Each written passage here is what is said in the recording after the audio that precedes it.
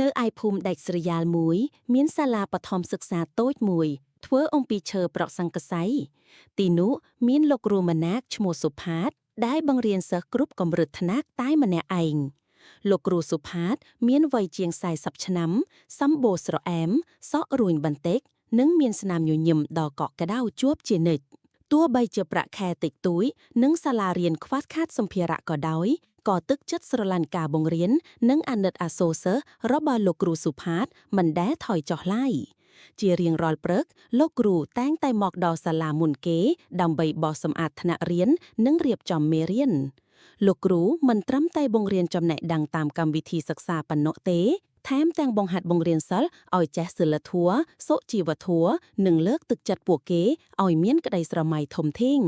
ក្នុងចំណោមសិស្សទាំងអស់មានក្មេងប្រុសម្នាក់ឈ្មោះពីសិតជាក្មេងកំព្រារស់នៅជាមួយជីដូនចាក់ចារា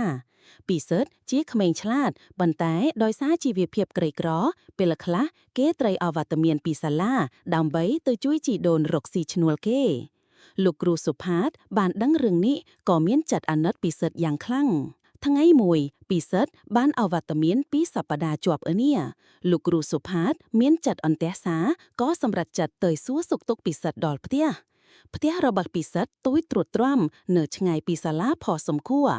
ពេលទៅដល់លោកគ្រូឃើញពីសិតកំពុងអង្គុយនៅមុខផ្ទះទាំងទឹកមុខក្រៀមក្រំពីសិតហេតុអ្វីបានជាកូនមិនទៅរៀនលោកគ្រូសុផាតសួរដោយសំឡេងស្រទន់ពីសិតងើបមុខឡើងទាំងភ្ញាក់ផ្អើលពេលឃើញលោកគ្រូមកដល់ផ្ទះលោកគ្រូជីដូនខៀមឈឺធ្ងន់ខៀមត្រូវនៅមើលគាត់ហើយរកលុយទិញថ្នាំឲ្យគាត់គេឆ្លើយទាំងអួលដើមកលោកគ្រូសុផាតបានចូលទៅសួរសុខទុក្ខជីដូនរបស់ពីសិតហើយឃើញគាត់ពិតជាឈឺធ្ងន់មែនដោយក្តីមេត្តាលោកគ្រូបានដកប្រាក់ខែផ្ទាល់ខ្លួនដែលនៅសល់តិចតួចយកទៅទិញថ្នាំនិងអាហារខ្លះជូនជីដូនពីសិតលោកគ្រូក៏បាននិយាយលួងលោមនិងលើកទឹកចិត្តពីសិតថាកូនពីសិតកូនកុំបារម្ភអីគ្រូនឹងជួយកូនតាមអ្វីដែលគ្រូអាចធ្វើបានការសិក្សាពិតជាសំខាន់ណាស់សម្រាប់អនាគតរបស់កូនបើជីដូនកូនខូស្រាលកូនត្រូវត្រឡប់ទៅរៀនវិញណាប៉ុន្មានថ្ងៃក្រោយមកដោយមានការជួយជ្រោមជ្រែងពីលោកគ្រូសុផាតនិងអ្នកភូមិខ្លះជីដូនរបស់ពីសិតក៏បានធូរស្បើយឡើងវិញ